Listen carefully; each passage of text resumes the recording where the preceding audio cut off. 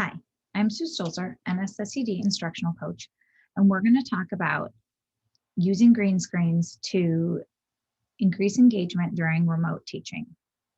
So first, we're going to talk about what is a green screen and why you might use it. So first, this is my green screen, and yours might look different, and we can talk about different options for that. And why you would use a green screen is because you could pretend you're in a fancier office, but mostly earlier in the pandemic, I was starting to do some research into what was the best way to engage students in remote learning. It showed that they were most engaged during what we call synchronous learning, face-to-face teaching that was happening live. And it was for that engagement piece because they could see their educators, they could have this face-to-face interaction that was happening live. They could get feedback and they could have that person-to-person interaction. But it did leave students open to more like sit and get, which was not something that was particularly engaging for learners, especially learners that are young and are in special education, which are the learners that I teach. So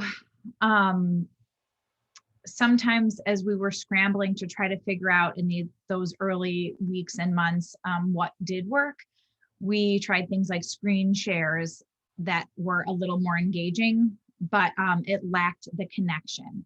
So I saw Serena, who I'm going to give you some supports for later on, talked about green screen teaching. And when I saw it, it was like a light bulb went off in my head because it was able to preserve this triangle of engagement, this joint attention that is so important in that it had the connection between the educator and the student and the activity that was going on behind them. And that is really important. It's a goal for a lot of my students is to have that joint attention, to preserve that joint attention.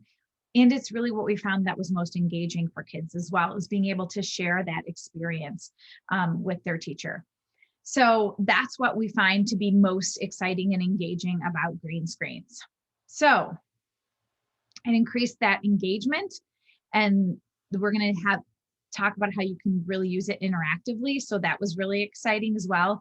And it preserved that triangle of connection. Also via eye contact is an important way that it did that. So those are some things that are really important about green screens. And so I'm going to take you through a bunch of potential green screen lessons at warp speed, just so you can see how it might be interesting for your students. So one of the ways that you can use green screens is you can embed supports right in your lessons. So we have some core right here in a lesson, so you can be modeling and your students can even use the core right in the lesson with you. So you can be like, what's that? Do you see something happening? Look, I see, what is this? A digger, an excavator. What's here? Look. Do you see some bones? What's that? Something else might be coming. Look, I see it's a new piece of equipment. What is that? A dump truck. What's here? Look, it's another bone. We've had 2 bones now. What's that? Something else is coming. We had a digger, a dump truck. I wonder what it is now. Look, I see. Oh, it's a bulldozer. What's here? Look.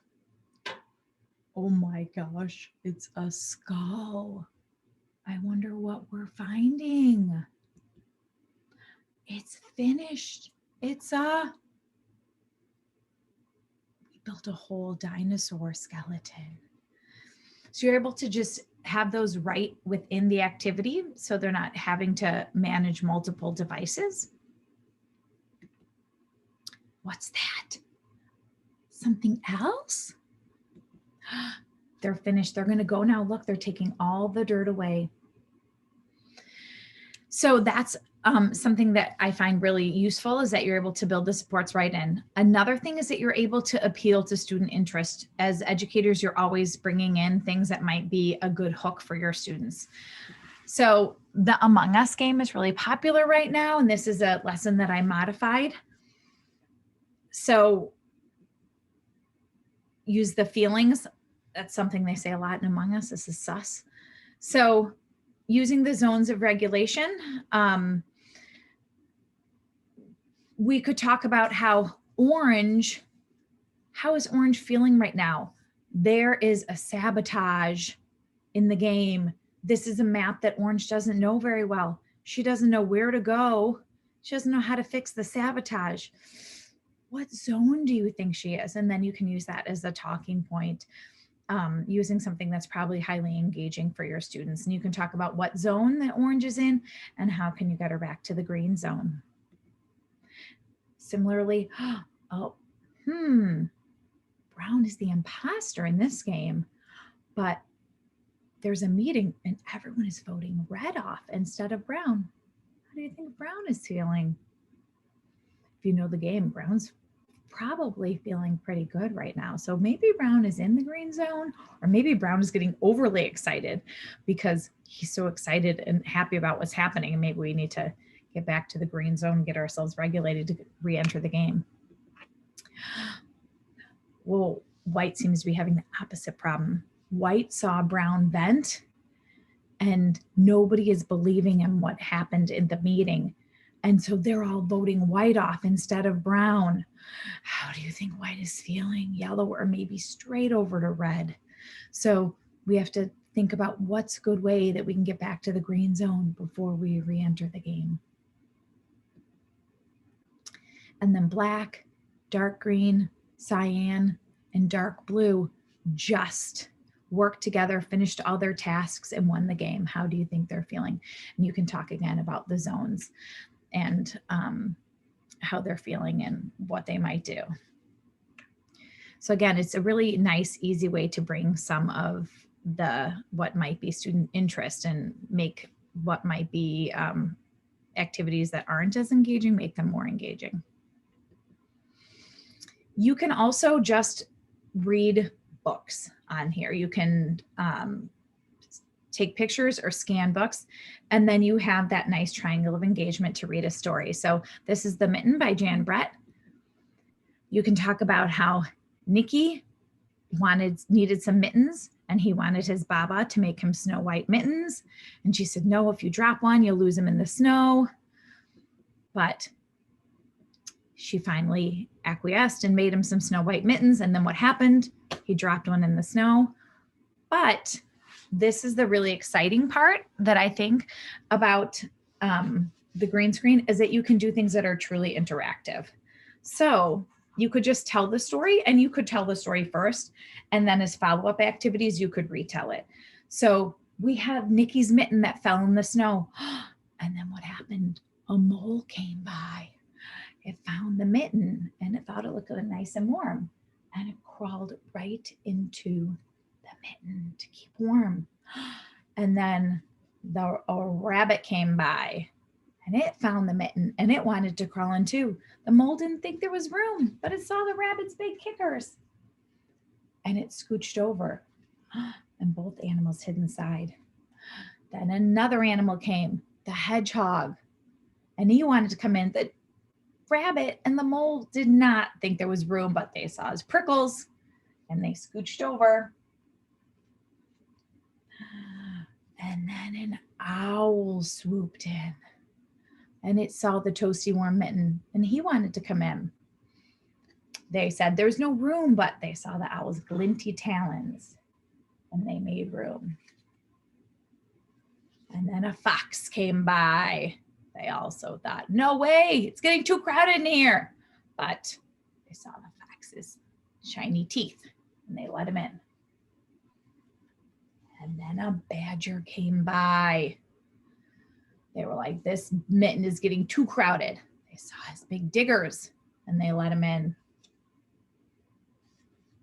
And then, oh, what? A bear came by. Surely there's no way a bear would fit in the mitten. Think a bear's gonna fit? Oh my gosh, it did fit. Baba's good knitting held fast. And then a little meadow mouse came in. The only spot left, she went right on the bear's nose. And the bear, oh, it tickled his nose and he went, choo! And all the animals flew out of the mitten. So it's really fun and interactive. And that's, I think, one of the most exciting things about a green screen is that interactive piece. And so there are all sorts of ways you can use the pockets here, lots of good pocket tricks. And so you could talk about how this polar bear needs to be fed. And so we're going to do some ice fishing. I'm going to pull up my sleeve because I don't want to get wet. So I'm going to go in here, and maybe you're working on this to practice some sight words with your kiddos. Oh, it's deep in there.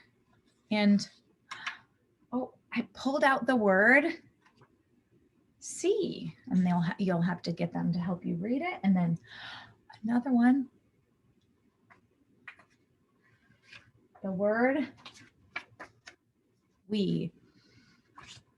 Pull out a few more words, and as you pull them out, the kids will read them. Maybe you've got a whole bunch in this frozen lake. And then, oh, this polar bear might eat me. I better give him some fish quick. So maybe you say the polar bear is really hungry for the word and they have to tell you which one it is. Oh, okay. I hope you guys got it right because I don't want them to eat me. Okay, so I'm gonna feed the polar bear. Good reading, you got it right. Okay, and now maybe it's hungry for the word the. So then you feed the polar bear the word the. So there's lots of great ways that you can use the pockets to just make it more exciting. And then as we aren't able to go to a lot of places right now, you can take virtual field trips. A lot of websites have virtual field trips, but I think the green screen really makes it more personal. And especially with the different kinds of children that we work with, you can also sometimes going to see like a Van Gogh exhibit isn't as engaging as maybe going to see McDonald's and practicing the kinds of skills that we would like to practice. So you can go on the school bus. You might talk about what's the kind of behavior that we have on the school bus. Let them pick their seat. Who do they want to sit next to? You could even sing some songs like you sing on the school bus. And then we're at McDonald's finally. Oh, and we're getting ready to go up. Are they thinking about what they want? Here's the menu. So you can have them pick about what they're going to eat at McDonald's. And then they go up and they place their order. So they get to tell the cashier what they want to eat. They're going to have to pay. So how much is that going to cost? And then they get their food. And for the level of children I teach, sometimes it is less about the food than it is about the prize. And so we can maybe reach inside our Happy Meal and see what's, oh, it's Play-Doh inside of our Happy Meal this time. Maybe then we would segue into a Play-Doh activity, or we would just put that back and continue on our field trip. We get back on the bus. Do they remember which seat they were at? And then we go back to school. So it's nice to be able to open up that world of different community field trips. You can find all of these pictures online. And then my green screen is a felt board. It's just a huge piece of felt. So it's nice because it's a felt board plus. So it is a ginormous piece of felt and felt sticks to felt. So we can play board games, which is wonderful because it allows us to still meet some of those social goals that we weren't able to meet during COVID before. So we can still do turn taking and be able to ask friends to go and still hit some of those targets during a board game. There's lots of board game pictures online.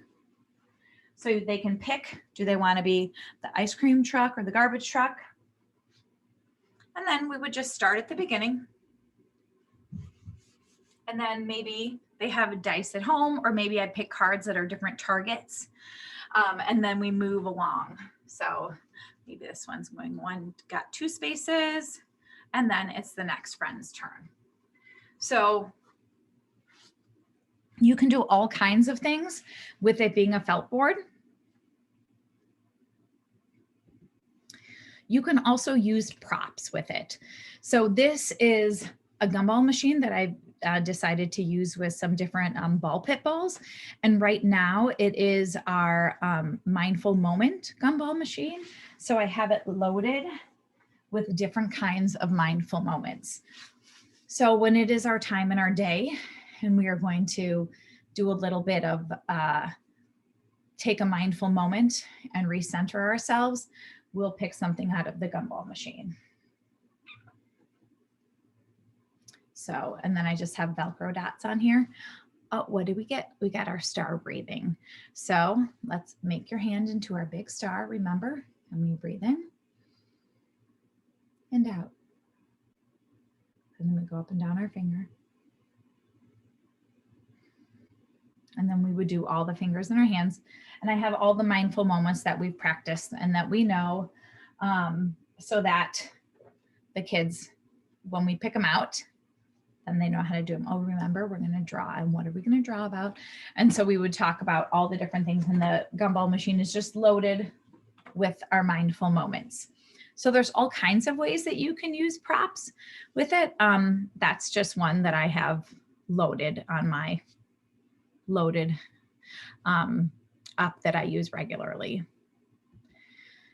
And you actually can have animated backgrounds on green screen, but a lot of computers don't have that capability. So that's fine, because you can actually move quickly through backgrounds that kind of are like faux animation. So we're looking at, it's Daddy Pig's birthday with Peppa Pig. And what do you think Daddy Pig wants for his birthday? If you look on the table, it gives you some clues. Spoiler alert, it's chocolate cake. So if we look, mommy is asking the kids, does she want to help? Do they want to help make some chocolate cake? You can talk about the different steps, things we'll need to do. And then we have a recipe card. So the first thing we're going to do is add butter. And we get ready to add the butter. And then we go through and we're going to add the butter, and then that's done. And now we're going to add the sugar, and you can talk about the different ways. Has anyone else made it? Oh, we're going to add the flour. Add flour. Now we're going to add 1 egg. We're going to crack an egg, and you can, as anyone else cracked an egg. It's kind of tricky. You don't want to get the shells in. And I am literally just clicking with my arrow key through the backgrounds that I have loaded. We're going to add the chocolate now. I love chocolate. That's my favorite. And the best part to me is always the stirring. Mama Pig stirs it all up. Now we're going to pour it in the pan. After we pour it in the pan, what do you think we'll do? Yes, we have to bake it now. Putting it in the oven, that's an adult's job. Daddy Pig is so happy. We could sing happy birthday to Daddy Pig, or we could just talk about last time we ate cake or something like that. So there's lots of ways that you can do like faux animation. I'll show you another one at the end too as well. So something that a lot of people don't realize is that a green screen does not need to be green. It could be literally any color, and you can make other things your green screen other than your screen.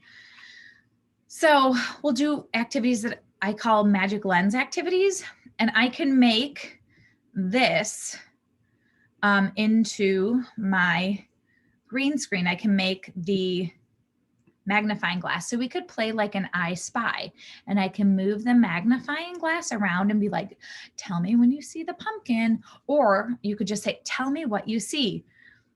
some people use this tiny one. For my students, it's much too small. It's hard for them to see, keep that in their working memory. So I use a much larger magnifying glass. This is a magnifying glass that works much better for the kind of kiddos I work with. So we'll move it around and we'll talk about all the things we see, or again, I might tell them to look for something specific. And you can also do a magic flashlight. It's getting a little strange, as you can see, because we don't have it out here. But so you can use the magic flashlight and you can shine on the different things. It's a little more like a hunt. So you can shine and look for all the things that you're looking for.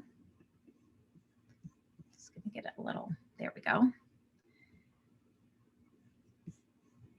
And you can also do it where you're looking for little things in there, or you can do it almost in reverse, where you're uncovering pieces of a bigger picture. Like this was a winter sports one. And so you can look and be like, oh, who's doing this sport? Well, it looks like 3 people. I wonder what they're doing. Oh, wait, I think I have a clue. Oh, yeah, they're sledding. Good job. Okay, let's look at this next one. Okay, oh yes, I see that. And I see the skates on their feet. Yeah, they're skating. Great. Okay, and so the next one, oh, I see a lot of snow. Yeah, this one's skiing. So you can kind of take and you put all the pieces together in their mind and they have to figure out what's going on there. So, and now you can also see this is the green screen. It is a huge piece of felt. It's like, mine is like 9 by 9. It's just hung up with command hooks and little clips. And there are pockets Velcroed on. I have them. You generally wouldn't have this many pockets going at once, but I wanted to show you guys a lot of things. These are just neon green bins that I got from the Dollar Tree that have my balls in them. And so there are a lot of ways that you can just hide things and pull them out, but essentially it's a big piece of felt. It will probably cost you like, you know, less than $10. You could get it at Joann's or something like that. You can also buy a kit from Serena at Play Spark Toys, but there are great places where you can get pre-made PowerPoints, or you can make your own. That is essentially what all those backgrounds are. They're PowerPoints or slideshows. You can make them in Google Slides, you can make it in PowerPoint, you can make it in Keynote, and then you just export them to JPEGs. And so when you have the JPEGs, you upload them to, I'm going to share my screen now.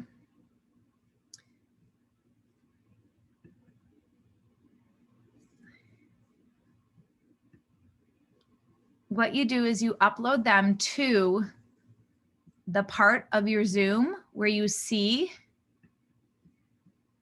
the little, where it'll have your mute button and it will have your video. And when you go to the video, you say choose virtual background, and then this part will come up. And you upload, you say plus,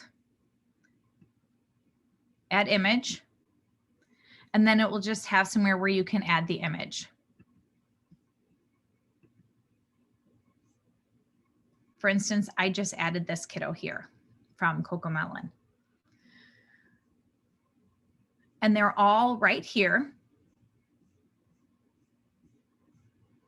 I have many, you probably wouldn't have any. And then what you do is you choose with this button here, you choose the color behind you, the green screen behind you, and that's what makes it show up. If it looks a little wonky, you probably need to play around with your lighting a bit. I have a bare bulb lamp in front of me here, and that's a good way to get front lighting on you. You want to eliminate natural light and have a lot of artificial light. So that is essentially the nuts and bolts of green screen. And then There are 2 videos that will show you how to convert PowerPoints to JPEGs and how to upload them more carefully than step by step than I showed you here, that I will post in the comments.